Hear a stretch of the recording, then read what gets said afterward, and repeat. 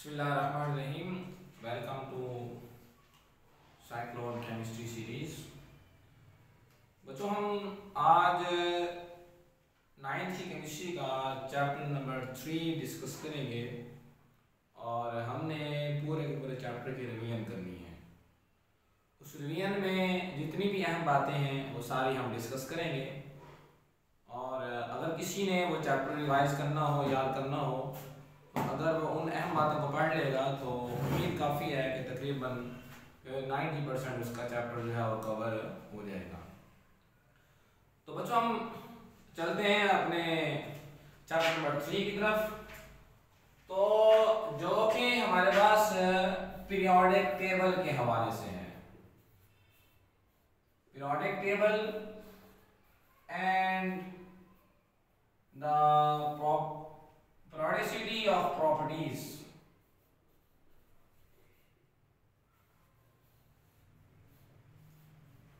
तो बच्चों, ये हमारे चैप्टर का नाम है और हम देखते हैं कि हम इसमें कौन कौन सी बातें डिस्कस करेंगे।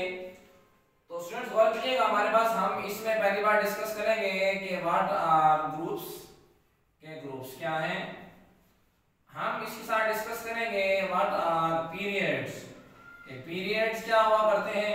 तो हम ग्रुप्स और पीरियड्स को हम थॉरली डिस्कस करेंगे। हम देखेंगे कितने ग्रुप्स हैं, कितने पीरियड्स हैं, और हम एलिमेंट्स की प्रॉपर्टीज को भी डिस्कस करेंगे इसी हवाले से। इसके साथ ही हम यहाँ डिस्कस करेंगे blocks in the periodic table, कि पीरियोडिक टेबल में कितने ब्लॉक्स हैं और कौन कौन से ब्लॉक्स हैं। इसके बाद बच्चों हम डिस्कस करेंगे एटॉमिक साइज। एटॉमिक साइज के बाद हम डिस्कस करेंगे शील्डिंग इफेक्ट। शील्डिंग इफेक्ट के बाद हम डिस्कस करेंगे आयोनाइजेशन एनर्जी, और हम आखिर में इसके बाद हम डिस्कस करेंगे इलेक्ट्रॉन अफिनिटी। हम इलेक्ट्रॉन अफिनिटी डिस्कस करेंगे और इसके बाद हम आखिर में डिस्कस करेंगे इलेक्ट्रॉन नेगेटिविटी। तो बच्चों, ये हमने आज ये हमारे कुछ टॉपिक्स हैं और हमने इनको आज डिस्कस करना है। हम देखते हैं कि हमारे पास ग्रुप्स क्या हैं। याद रखिएगा बच्चों कि पीरियोडिक टेबल क्या है कि हमारे पास एक एलिमेंट्स का नेटवर्क है और जिसके अंदर तकरीबन कोई 118 एलिमेंट्स पाए जाते हैं। मतलब ये कि हमारे पास जो पीरियोडिक टेबल है इसमें 118 एलिमेंट्स को तरतीब दिया गया है। और वो तरतीब क्या है, इसमें हमारे पास डिफरेंट साइंटिस्ट के नाम आते हैं। जिस तरह हमारे पास सबसे पहले जो है वो डुब्राइनेट्स का नाम आता है, और इससे पहले हमारे पास नाम आता है जो कि हमारे पास एक मुसलमान साइंसदान है अल-राजी, उसका नाम आता है। इसी तरह हमारे पास डुब्राइनेट्स का नाम आता है, न्यूलैंड है, इस तरह मैंडलीफ का नाम आता है। और हमारे पास अब जो टेबल मौजूद है, ये टेबल हमारे पास एच मुज़ले का दिया हुआ है जो उसने 1913 में दिया था। तो इससे पहले हमारे पास हमेशा जो है एलिमेंट्स की तरतीब करने के बाद जो है वो हमेशा एटॉमिक मास की बुनियाद पे दिया गई। लेकिन अगर आप गौर करते हैं, हमारे पास जो एच मुज़ले का दिया हुआ टेबल है, इस टेबल में एलिमेंट्स को उनके एटॉमिक नंबर की बुनियाद पे तरतीब दिया गया है। और इसकी अहम वजह ये भी है कि इससे पहले एलिमेंट्स के एटॉमिक नंबर जो हैं वो दरियाफ्त नहीं हुए थे। तो एच मुज़ले ने खुद से एटॉमिक नंबर्स दरियाफ्त किए और उसने फिर एलिमेंट्स को उनके एटॉमिक नंबर्स की बुनियाद पे ही तरतीब दिया। तो अब हमारे पास अब जो टेबल मौजूद है, जो करंटली हम यूज कर रहे हैं, ये टेबल एच मुज़ले का दिया हुआ ही है। गो कि इसमें अभी भी कुछ खामियां मौजूद हैं, लेकिन अगर हम वो खामियां दूर करने की कोशिश करते हैं तो इसमें बिगाड़ बढ़ जाता है, तभी हम वो खामियां दूर करने की कोशिश नहीं करते। तो बच्चों, इस तरह हमारे पास जो 118 एलिमेंट्स पर मौजूद जो है मुश्तमिल हमारे पास एक पीरियोडिक टेबल है। इसमें हम थोड़ा ना हम ये डिस्कस कर लेते हैं कि हम इसको पीरियोडिक टेबल का नाम क्यों देते हैं। यहाँ हम लफ्ज पीरियड या हम यहाँ लफ्ज पीरियोडिक क्यों यूज कर रहे हैं। तो हम ये बात जानते हैं कि हमारे यहाँ स्कूलों में कि हर 45 मिनट के बाद एक बेल होती है जिसको हम कहते हैं कि पहला पीरियड हो रहा है, दूसरा पीरियड हो रहा है, चौथा पीरियड हो रहा है। तो अब एक ही काम है, वो काम क्या है कि बच्चा जाएगा, बच्चे ने जाकर बेल करनी है और उसके बाद क्या होगा, और इस तरह हम कहते हैं कि पहला पीरियड हो गया। इस तरह 45 मिनट गुजरेंगे तो बच्चा जाकर दोबारा बेल करेगा, हम कहेंगे ये दूसरा पीरियड गुजर गया। इसी तरह बच्चा दोबारा जाएगा, दोबारा जाकर बेल करेगा, हम कहेंगे तीसरा पीरियड गुजर गया। तो कहने का मतलब ये है कि एक ही काम है, काम क्या है, बेल करने वाला काम है, और वो काम एक मखसूस टाइम के बाद बार बार दोहराया जा रहा है। एक बच्चा जो है वो हर 45 मिनट के बाद एक मखसूस टाइम के बाद जाके वो काम कराता है, फिर वापस आ जाएगा, फिर 45 मिनट गुजरेंगे, फिर दोबारा जाएगा, फिर इस तरह एक ही काम जो है वो बार बार दोहराया जा रहा है। तो बच्चों हम लोग पीरियोडिक टेबल को हम यहाँ पर लफ्ज पीरियोडिक इसलिए यूज करते हैं, ये लफ्ज पीरियड से निकाला गया है, और पीरियड का मतलब क्या होता है कि एक ही काम का कुछ वक्तों के बाद दोहराया जाना, ये पीरियड कहलाता है। तो हम क्या देखते हैं कि पीरियोडिक टेबल के अंदर हमारे पास जो एलिमेंट्स की प्रॉपर्टीज हैं, वो चाहे उनकी फिजिकल या केमिकल प्रॉपर्टीज हैं, वो एक मखसूस वक्फे के बाद बार बार रिपीट हो रही होती हैं, इसलिए हम इसको पीरियोडिक टेबल का नाम दिया करते हैं। ठीक है, और साथ ही वो बता भी रहा है कि पीरियोडिसिटी ऑफ प्रॉपर्टीज के प्रॉपर्टीज का एक वक्फे के बाद दोहराया जाना जो है ये पीरियोडिसिटी ऑफ प्रॉपर्टीज कहलाता है। तो बच्चों हम देखते हैं हमारे पास ये ग्रुप्स क्या हैं कि अगर हम यहाँ पर अगर हम एक सिंपल सा टेबल बनाएं तो टेबल को हम अमूमी तौर पर इस तरह बनाया करते हैं। ये हमारे पास जो है ये बी ब्लॉक हो गया, और ये हम बी ब्लॉक ड्रा कर रहे हैं, ये हमारे पास यहाँ नोबल गैस आ जाएगी, ये इस तरह से।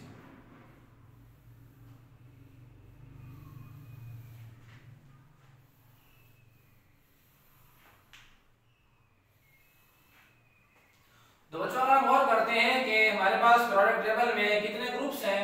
तो हमारे पीरियोडिक टेबल के दो प्रपोजल हैं, एक इसका मॉडर्न प्रपोजल है और दूसरा इसका ओल्ड प्रपोजल है। तो मॉडर्न प्रपोजल के मुताबिक क्या है कि मॉडर्न प्रपोजल के मुताबिक कि हमने जो यहाँ जो ग्रुप्स है ना, मतलब यहाँ हमारे पास जो वर्टिकल कॉलम्स है, मीन अब यहाँ हमारे पास आ रहा है हाइड्रोजन, उसके बाद आ रहा है लिथियम, फिर हमारे पास सोडियम है, फिर पोटाशियम है, फिर रुबिडियम है, फिर सीजियम है, फिर यहाँ हमारे पास आ जाएगा बेरिलियम, फिर यहाँ मैग्नीशियम, कैल्शियम, स्ट्रोंशियम, बेरियम, ये इस तरह चलेंगे। अब यहाँ हम गौर करें तो हमारे पास ना यहाँ पर ये दो यहाँ कॉलम चल रहे हैं, एक कॉलम चल रहा है हाइड्रोजन वाला, दूसरा कॉलम हमारे पास चल रहा है बेरिलियम वाला। सो ये वर्टिकल कॉलम्स जो हैं these are called as groups, ये ग्रुप्स कहलाते हैं। तो इस तरह गौर करें हमारे पास ये पहला ग्रुप कहलाता है, ये वाला दूसरा ग्रुप है, इस तरह यहाँ चलेंगे, यहाँ पर स्कैंडियम वाला ग्रुप स्टार्ट हो जाएगा, इस तरह आगे चलते चले जाते हैं। तो यहाँ पर 3 से लेकर 12 तक हमारे पास यहाँ पर आ जाएगा, और 13 से लेकर 18 तक यहाँ पहुंच जाएंगे हम।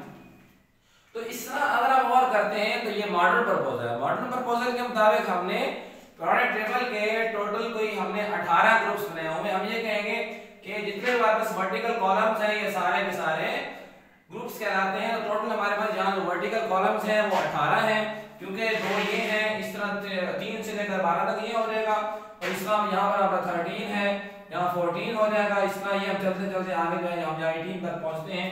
तो मालूम हुआ कि पीरियोडिक टेबल में टोटल हमारे पास जो ग्रुप्स हैं वो 18 ग्रुप्स मौजूद हैं।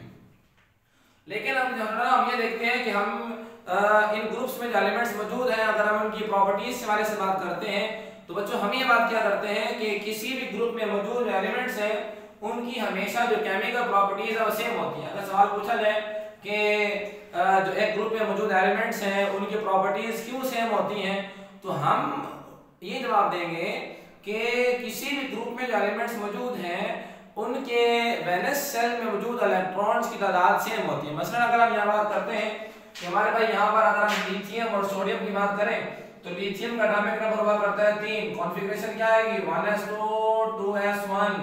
इसी तरह यहाँ सोडियम की बात करेंगे, एटॉमिक नंबर इसका हुआ करता है 11, तो कॉन्फ़िगरेशन क्या आएगी 1s2 2s2 2p6 3s1। तो बच्चों हम देख रहे हैं कि यहाँ हमारे पास लिथियम के वैलेंस सेल में एक इलेक्ट्रॉन आ रहा है, यहाँ सोडियम के वैलेंस सेल में भी एक इलेक्ट्रॉन मौजूद है। तो हम कहेंगे क्योंकि इन दोनों के वैलेंस सेल में एक जैसे इलेक्ट्रॉन्स हैं इसलिए इन दोनों की केमिकल प्रॉपर्टीज एक जैसी होनी चाहिए। तो इसी तरह अब सवाल क्या था, सवाल ये था कि किसी ग्रुप में मौजूद एलिमेंट्स की केमिकल प्रॉपर्टीज सेम क्यों होती हैं। हम कहेंगे ग्रुप में मौजूद एलिमेंट्स, ये पूरा ग्रुप है, इन तमाम की केमिकल प्रॉपर्टीज सेम है। जब भी आप इनका रिएक्शन करेंगे तो इनका रिएक्शन करने का अंदाज एक जैसा होगा, मतलब इनकी केमिकल प्रॉपर्टीज के इनके जब भी हम केमिकल जब हम इनकी कीमियाई खसूसियात देखेंगे और कीमियाई खसूसियात का ताल्लुक केमिकल रिएक्शन के साथ ही होता है। तो इनकी जो केमिकल प्रॉपर्टीज है वो एक जैसी होगी। एक जैसी क्यों है? क्योंकि इसलिए ये जैसी होगी क्योंकि इनके वैलेंस में इलेक्ट्रॉन सेम है। इस तरह पहले ग्रुप में के जो एलिमेंट्स मौजूद हैं इनके वैलेंस में इलेक्ट्रॉन एक है। इस तरह हमारे पास जो beryllium, magnesium, calcium, strontium, barium वाला ग्रुप है, ये दूसरा ग्रुप है तो इनके वैलेंस में इलेक्ट्रॉन 2 है। याद रखिएगा कोई एलिमेंट जिस ग्रुप में मौजूद होगा उसके वैलेंस में इलेक्ट्रॉन भी उतने ही होंगे। यहाँ अगर हम गौर करें यहाँ पर जो ग्रुप नंबर 13 है ये बेसिकली हमारे पास अगर आप इसका ओल्ड प्रपोजल देखें तो ये हमारे पास बेसिकली ग्रुप नंबर 3 बनता है, क्योंकि डी ब्लॉक की हम बात जो है बाद में क्या करते हैं। तो हम यहाँ बात कर रहे हैं एस और पी ब्लॉक जो कि हमारे पास रिप्रेजेंटेटिव एलिमेंट्स भी कहलाते हैं, क्योंकि हमारा ताल्लुक ज्यादातर इन्हीं से होता है, तभी हम इन्हीं की बात कर रहे हैं।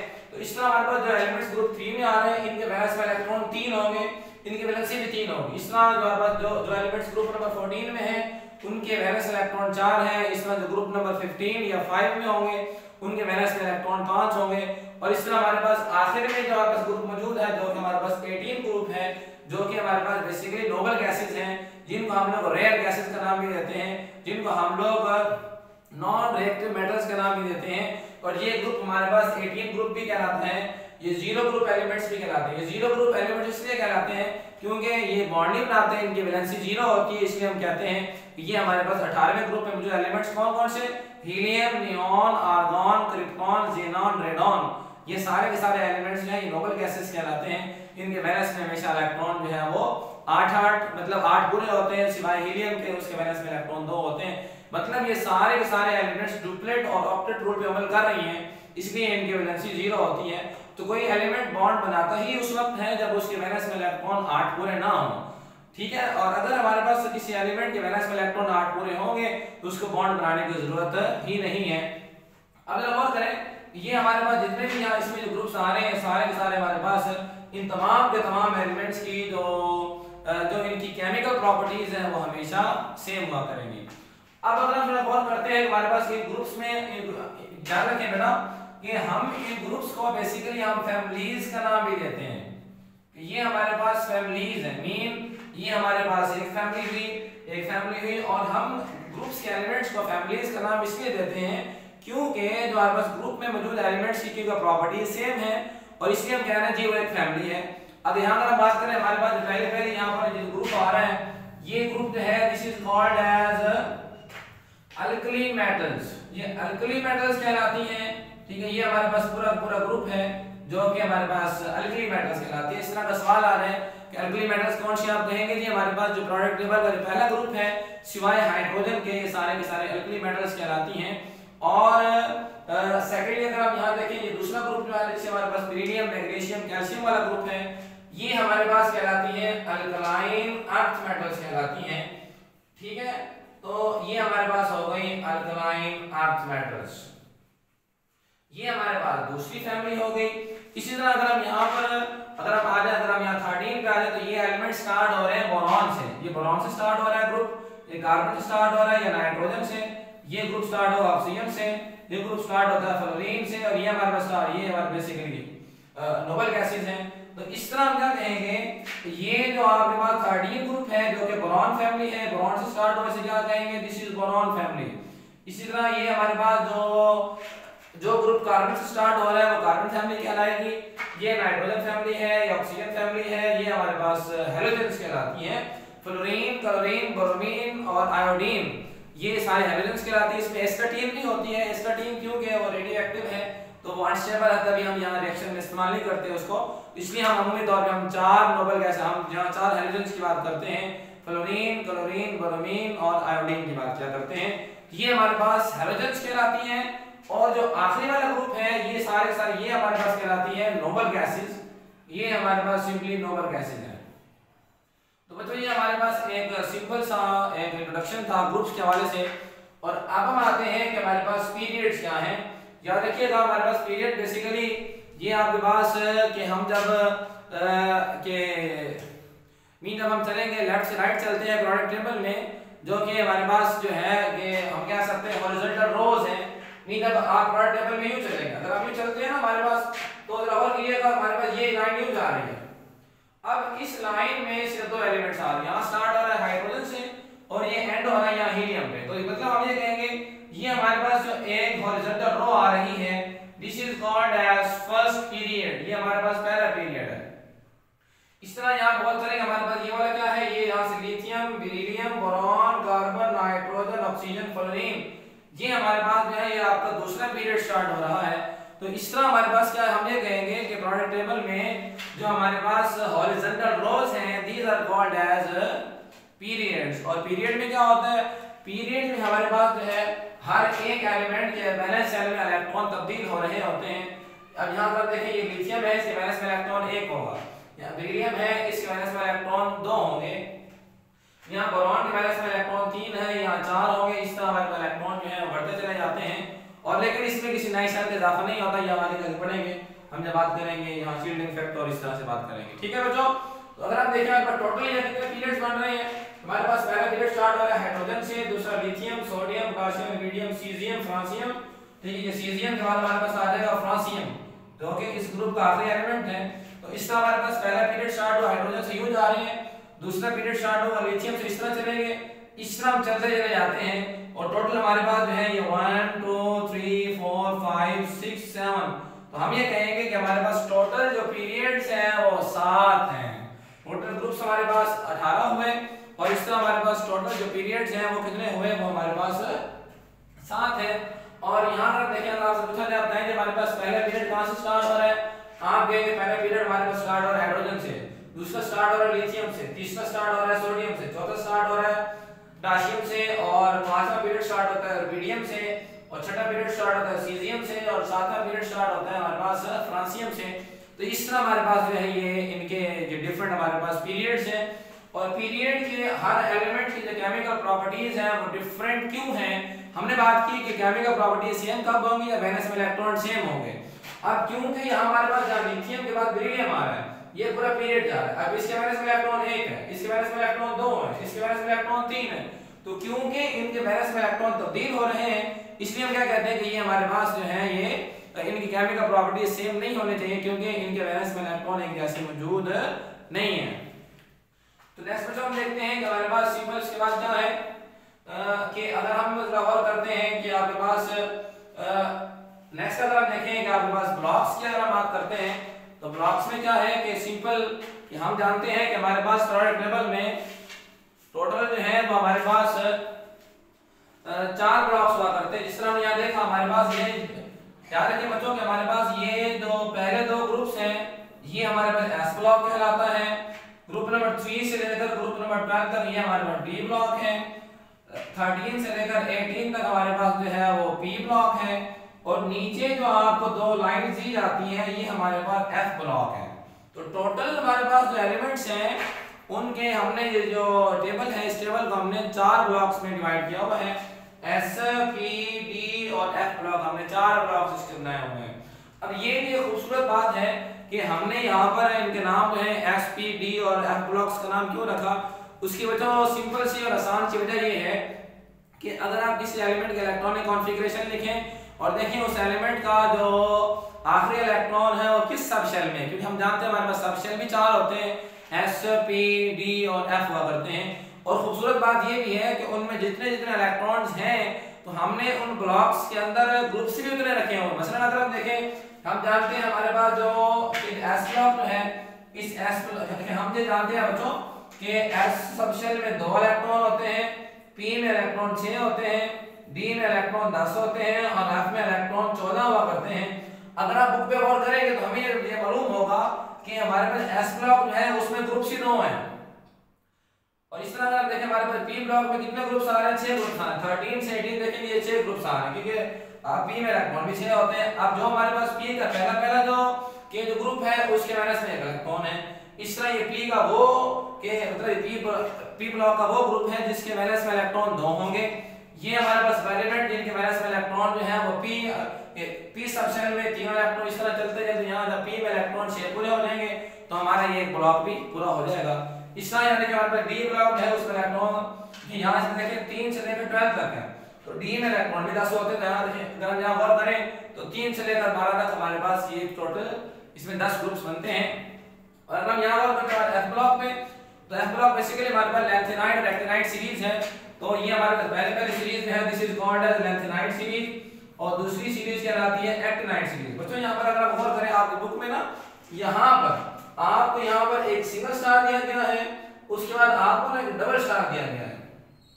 तो सिंगल स्टार वाली जगह पे ऊपर वाली लाइन और डबल स्टार वाली जगह पे नीचे वाली लाइन आती है। तो क्योंकि अगर हम यहाँ वहां शिफ्ट करते हैं तो इतना बड़ा खुल जाता टेबल हमारा, तभी हमने इसकी खूबसूरती को बरकरार रखने के लिए हमने यहाँ जो स्टार की जगह पे जो हमने बहुत सारे 14 एलिमेंट्स रखने थे उनको हमने नीचे रख दिया।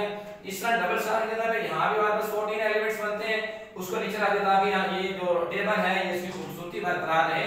तो इसका हमारे पास जो पहली सीरीज है, अभी अगर सवाल आ जाए लेंथेनाइड और एक्टिनाइड सीरीज क्या है, आप कहेंगे कि एफ ब्लॉक की जो पहली सीरीज है जो कि lanthanum, La is the symbol of lanthanum, lanthanum का सिंबल La हुआ करता है।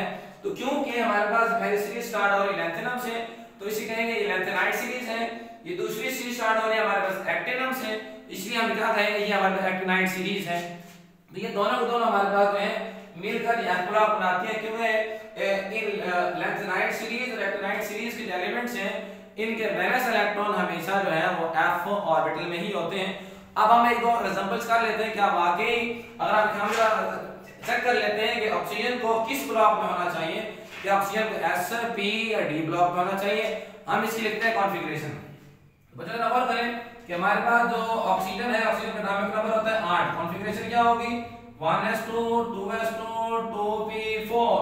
बच्चों हम देख रहे हैं कि हमारे पास यहाँ जो ऑक्सीजन है, ऑक्सीजन की आखिरी कॉन्फ़िगरेशन बन रही है 2p4। मतलब ये है कि यहाँ क्योंकि इसका आखिरी इलेक्ट्रॉन जो 4 इलेक्ट्रॉन है वो p ऑर्बिटल में आ रहे हैं, इसलिए ऑक्सीजन को p ब्लॉक में होना चाहिए। दूसरी बात यहाँ देखें तो p ब्लॉक का कौन सा ग्रुप है, चौथा ग्रुप है। गिन ले जरा 1 2 3 4, तो ऑक्सीजन जो है ये p ब्लॉक का चौथा ग्रुप बनता है। और सारा क्रम देखिए यहाँ 2 से मुराद क्या है, 2 से मुराद यहाँ पीरियड है। अगर आप गौर करें हमारे पास पहले पीरियड में हाइड्रोजन और हीलियम है, दूसरे पीरियड में lithium, beryllium, boron, carbon, nitrogen, oxygen. मतलब यहाँ पर आप इस आखिरी कॉन्फ़िगरेशन से आप उस एलिमेंट के बारे में मुकम्मल मालूमात ले सकते हैं और आप उंगली सीधी उस एलिमेंट पे ही जाएगी जिसकी हम कॉन्फ़िगरेशन लिख रहे हैं। ये सिर्फ उस वक्त मुमकिन है जब आपको उसकी आखिरी कॉन्फ़िगरेशन मालूम हो। तो बच्चों हम देखते हैं हमारे पास इस तरह मालूम क्या हुआ कि हमारे पास ऑक्सीजन को p ब्लॉक से होना चाहिए। इस तरह हमारा कॉन्फ़िगरेशन लिखेंगे सोडियम की, आखिरी कॉन्फ़िगरेशन क्या बन रही 3s1। इससे मुराद क्या है हमारे पास कि सोडियम को इसको s ब्लॉक में होना चाहिए और हम देख रहे हैं कि सोडियम है भी s ब्लॉक में। साथ में बच्चों आते हैं कि हमारे पास एटॉमिक साइज क्या है। एटॉमिक साइज बेसिकली यहाँ पर किसी एलिमेंट के या उनके एटम्स के साइज की बात की जा रही है। गो कि हम किसी एलिमेंट का साइज जो है मालूम नहीं कर सकते, कि हम किसी एलिमेंट में मौजूद एटम्स का साइज मालूम नहीं कर सकते, लेकिन हम क्या करते हैं हम क्योंकि एटम जो है साइज मालूम करने के लिए चीज का गोल होना जरूरी होता है। हम देखते हैं हमारे पास एटम जो है वो स्फेरिकल नहीं है, गोल नहीं है, तो हम क्या करते हैं फिर हम लोग ना एटम को गोल समझते हैं। हम समझते हैं अगर हम समझ लें एटम गोल है तो फिर हम इसका साइज कैसे निकालेंगे। तो साइज निकालने का तरीका क्या है, वो ये है कि आप उसका रेडियस मालूम करें। अब हम ये बात जानते हैं अगर किसी सर्कल का रेडियस बड़ा होगा हम कहेंगे जी उसका साइज बड़ा है, अगर उसका रेडियस छोटा है हम कहेंगे जी उसका साइज छोटा है, या वो एटम छोटा होगा। तो इस तरह हम एक एटम को स्फेरिकल गोल समझकर हम इसके साइज का अंदाजा लगाते हैं। तो इस तरह बच्चों अगर हम देखते हैं हमारे पास सिंपली ना एटॉमिक साइज हम पढ़ रहे हैं कि ये हमारे पास कोई भी एक एटम है और हम इस एटम के साइज का अंदाजा लगाना चाह रहे हैं। तो बच्चों याद रखिए एटम बहुत छोटा होता है और एटम के साइज का अंदाजा लगाना हमारे लिए हमारे पास जो स्पेक्ट्रोस्कोपिक स्टडीज हैं वो भी फिलहाल इस काबिल नहीं हुई, ठीक है ना। इस तरह चाहे हमको कि हम अगर मॉडर्न स्टडीज की तरफ जाएं हमारे पास चाहे वो अगर हम एक्सरेज की बात कर लें या हमारे पास बाकी स्पेक्ट्रोस्कोपिक स्टडीज हैं वो इस काबिल है कि हम बता सकते होते हैं कि हम एक एटम का मास में हम मास में कर सकते होते हैं, हम एटम का साइज बता सकते होते हैं। लेकिन हम क्या करते हैं हम कहते हैं जी अगर मान लीजिए एटम बहुत छोटा है हम उसको नहीं देख सकते, हम उसका रेडियस मालूम नहीं कर पा रहे हैं, फिर क्या करते हैं फिर दो एटम इकट्ठे कर लेते हैं, फिर दो एटम्स का इकट्ठे का साइज निकालते हैं। कैसे निकालते हैं, हम ये समझते हैं कि हमारे पास ये दो एटम्स हैं और ये दो एटम्स इकट्ठे पड़े हुए हैं, ये एक एटम का न्यूक्लियस है ये दूसरे एटम का न्यूक्लियस है। तो अब क्या करते हैं इस इन दो न्यूक्लियस के दरमियान का फासला निकालते हैं। याद रखिए बच्चों न्यूक्लियस एंड न्यूक्लियाई, अगर हमारे पास न्यूक्लियस सिंगुलर है और न्यूक्लियाई जो है ये प्लूरल हुआ करता है। यहाँ पर क्योंकि न्यूक्लियस दो आ रहे क्या कहेंगे न्यूक्लियाई का नाम देंगे। So the distance between the two nuclei, ये हमने फासला मालूम कर लिया। फिर क्या कर ले इसको हाफ कर ले। इस एटम का साइज इस एटम का रेडियस निकालने के लिए क्या करेंगे कि दो जुड़े हुए एटम्स के दरमियान जो उसके न्यूक्लियर के दरमियान जो फासला है, इस फासले को आधा कर लें, आधा करेंगे तो एक एटम का साइज आ जाएगा। तो इस तरह ये कहेंगे कि दो जुड़े हुए एटम के न्यूक्लियर के दरमियान फासले के निस्फ को, आधे को हम लोग जो हमेशा एटॉमिक साइज का नाम दिया करते हैं। साथ अगर हम देखें इसका यूनिट जहां मामूली तौर पे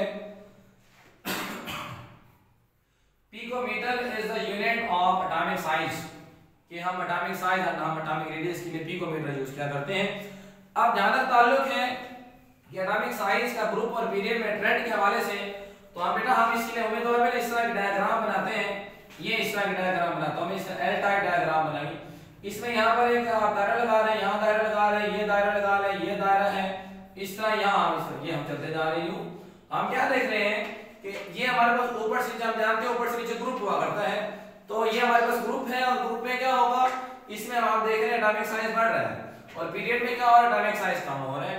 तो बच्चों याद रखिएगा कि ग्रुप में एटॉमिक साइज इसलिए बढ़ता है क्योंकि हर एक एलिमेंट में नए शेल का इजाफा होता है। इस तरह हम देखें, अब हाइड्रोजन में एक शेल होगा, लिथियम में 2 शेल है, सोडियम में भी 3 शेल है। अब जब शेल का इजाफा होता जाएगा तो ऑटोमेटिकली साइज बढ़ता चला जाएगा। लेकिन पीरियड में साइज इसलिए कम होता है कि नए शेल का इजाफा नहीं होता। इसमें क्या हो रहा है, यहाँ ये साइज आहिस्ता आहिस्ता हमारे पास कम होता चला जाता है। क्यों कि नए शेल का इजाफा नहीं होता, उसमें न्यूक्लियस बढ़ते जा रहे होते, तो न्यूक्लियर चार्ज के बढ़ने की वजह से एटम का साइज आहिस्ता आहिस्ता कम होना शुरू हो जाता है। इसलिए बच्चों हम क्या कहेंगे, हमारे पास ये ग्रुप्स में हमारे पास जो है, अगर आप ग्रुप और पीरियड की बात करेंगे तो ग्रुप में एटॉमिक साइज जो है वो इंक्रीज करता है और पीरियड में एटॉमिक साइज डिक्रीज करता है। सारा अगर हम देखें हमारे पास इसके बाद बात की जा रही है कि शील्डिंग इफेक्ट क्या है।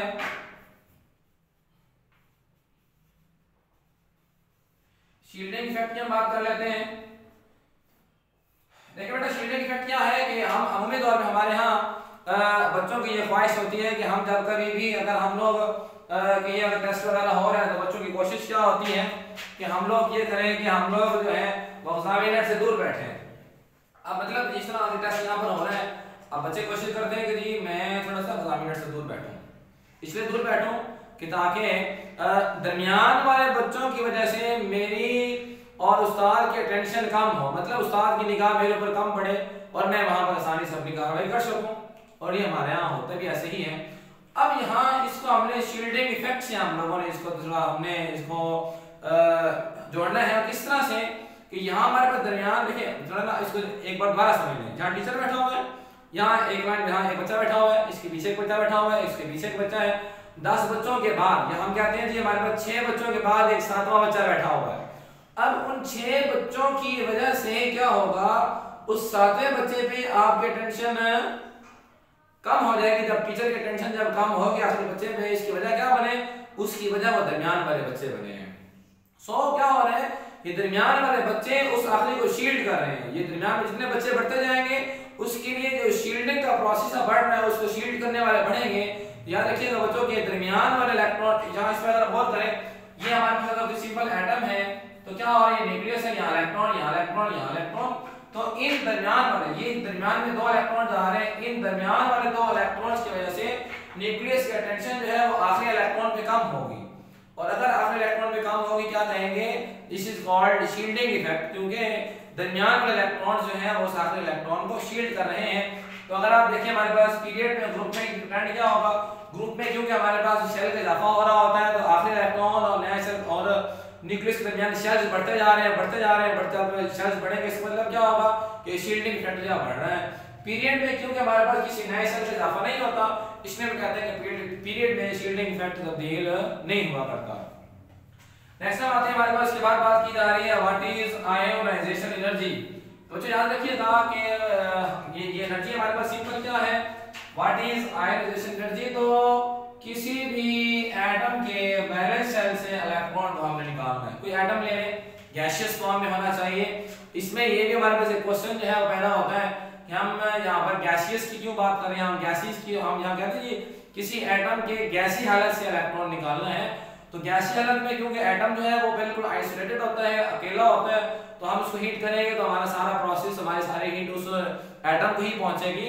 लेकिन अगर हमारे पास एटम लिक्विड या अगर वो इस तरह सॉलिड स्टेट में होगा तो हीट करेंगे तो वो हीट जो है वो उन एटम्स को नहीं पहुंच रही, बल्कि वो हीट बेसिकली उन एटम के दरमियान जो फोर्सेस मौजूद है उनको ब्रेक करने में इस्तेमाल हो रही है। हम समझते हैं जी यहाँ पर इलेक्ट्रॉन निकलना चाहिए, हम तो हीट कर रहे हैं, इलेक्ट्रॉन निकल नहीं रहा, तो जब तक आपकी हीट जब तक उस डायरेक्ट उस एटम तक नहीं पहुंचेगी, उस इलेक्ट्रॉन को नहीं पहुंचेगी जिसको हमने निकालना है, तो हम कैसे कह सकते हैं यहाँ इलेक्ट्रॉन जो हम निकलना चाहिए। तो हमारे पास आयनाइजेशन एनर्जी क्या है, याद रखिएगा बच्चों, हमारे पास आयनाइजेशन एनर्जी है कि किसी भी एटम, कोई भी आप एटम ले लें, ये हमारे पास कोई भी एटम है, इस एटम का ये न्यूक्लियस है और यहाँ इलेक्ट्रॉन मौजूद है। अब आप इस एटम को इतना हीट करें कि आखिरी सेल में मौजूद जो इलेक्ट्रॉन है वहां से भाग जाए, मतलब ये आप इस एटम को हीट करें और हीट करने पे क्या होगा, ये इलेक्ट्रॉन यहाँ से बाहर निकल जाएगा। तो इस एटम को निकालने के लिए जितनी हमने इसको हीट दी है, जो हमने एनर्जी दी है, that is called as ionization energy.